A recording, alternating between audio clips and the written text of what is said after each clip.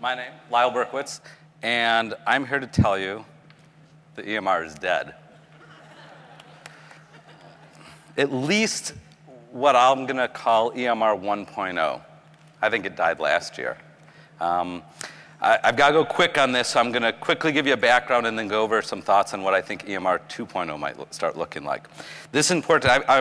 I have a couple of roles. I am a primary care physician. I still see patients. I've been using an EMR since 2002. I've worked and designed on using EMRs in the past. So physicians here, some of you using EMR.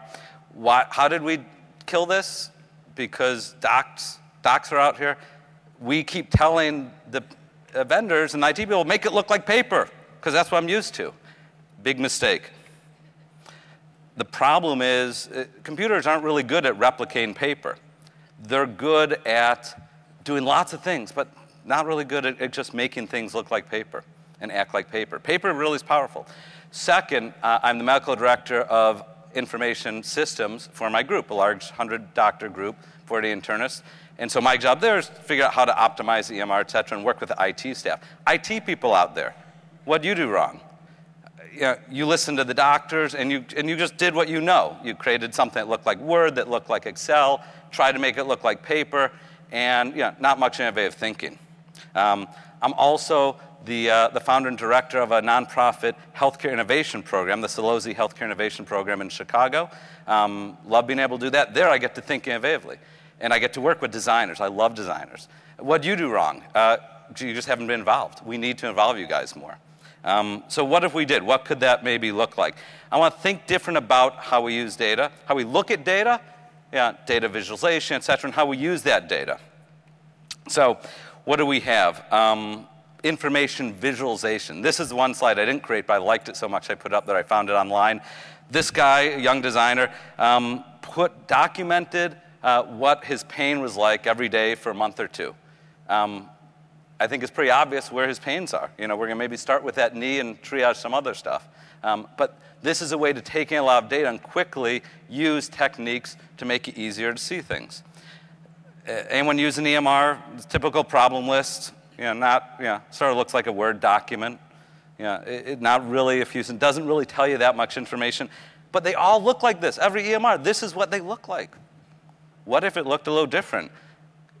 Can you tell me what the last problem list said and how prioritized? Can you tell from this what maybe is important based on the size, what maybe is not under good control based on the color, how they're connected to each other? Does that start to make a little more sense? There's no reason we can't do this, but we don't. Here's another view of it, maybe a little more easier, obvious for some people. Nothing I'm showing here is absolute. Nothing I'm showing is the end game, but it adheres to what we're trying to do. Think differently. Think differently about how we use data, how we look at data, and particularly with electronic medical records, the power that we have with computers. What can we do differently? I've worked with a couple of graphic designers, and all of these things I'm showing you, I have no talent whatsoever in that area. I just sort of describe a few things, and some real talented people I found put these up there. And so you'll see their differences because each graphic designer has their own style. One I found, I love her work. It's very fanciful. Here's her view of the problem list. But again, you can look at that and say, what is significant? What's under control? Any of you, doesn't matter if you have any sense of healthcare at all, anyone can look at this and figure it out. And right now, what we make the doctor do is we make them dig through lots of information to get all this. We're good at doing that. We can do it, but it's not really the best use of our time.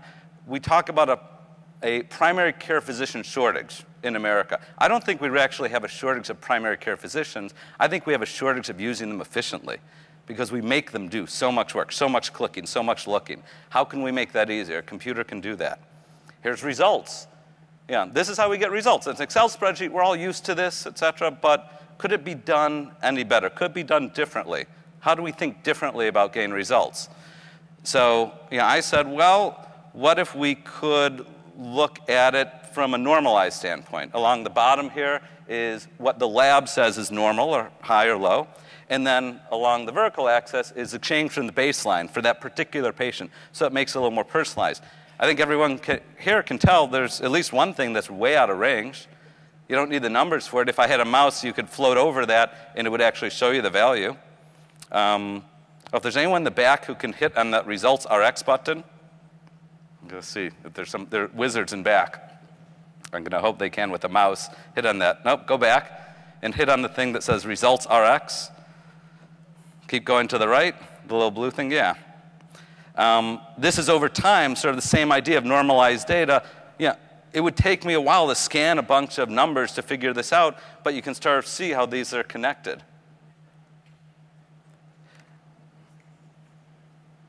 Let's see.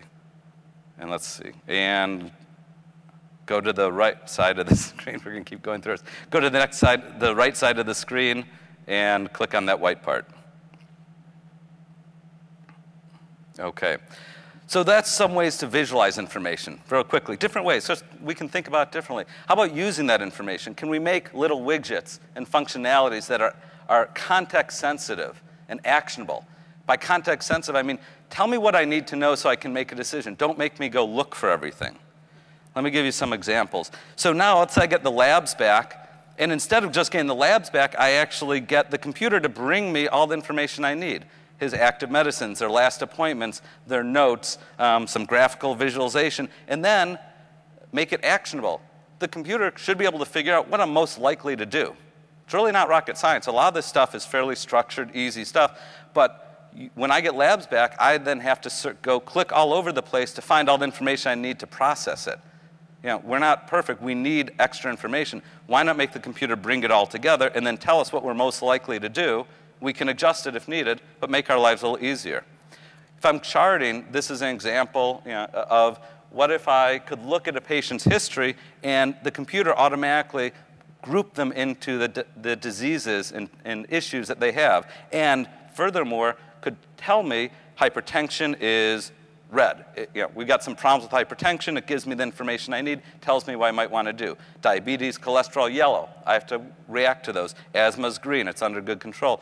But make the computer bring me information that I need, make it a little easier for me to do this. Here's our fanciful artist again. I asked her to do the same thing, but don't use really any words. Pretty much all the same information on the last screen for hypertension, but done in a very graphically pleasing way. This is one of my favorites, med refill rigs. I need my friends in the back to go over some things again. This medication refill is one of my big bugaboos. When I have to refill a medication, all the EMR doctors float over where it says information, put the mouse there, pulls that up. So it's a little flash animation. Ladies, I need all that information.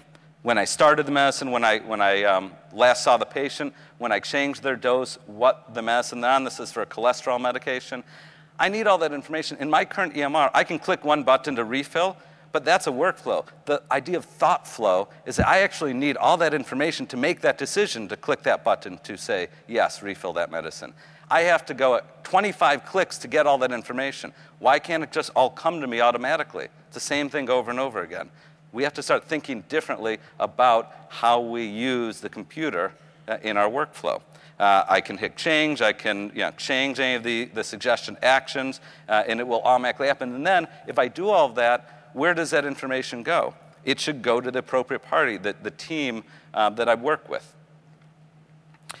This last one, I think I'm gonna need the mouse people to start clicking stuff. This got me thinking, if I am part of a team, how do I as a physician want to sort of direct that team? So this idea of a care plan is as follows. So stop there a second. What I did is we pulled this, we're looking at symptoms, vitals, and labs. And we pulled in dizziness. I want dizziness evaluated every 2 months, say. I put that into my timing bin. I hit the range, what range I want that studied, and then my team knows what they need to study. For vitals, I might do blood pressure. For labs, I might do other diabetes metrics. And then, in the end, they know what I need to control. But I've made a very visually easy way for me to control that. So that's my brief review of thinking differently with EMRs.